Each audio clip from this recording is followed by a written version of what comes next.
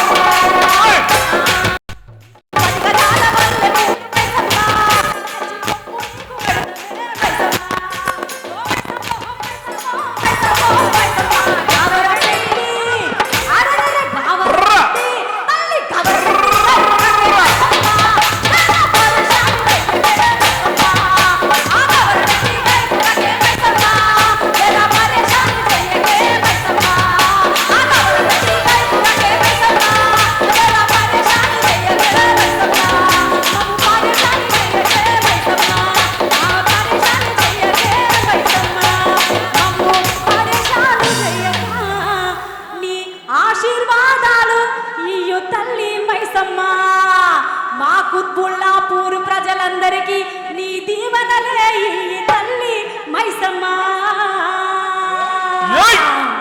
Thank you. ఇంత గొప్ప కార్యక్రమాన్ని ఆహ్వానించిన మా కళాకారులందరికీ కూడా మళ్ళొకసారి కృతజ్ఞతలు. Thank you.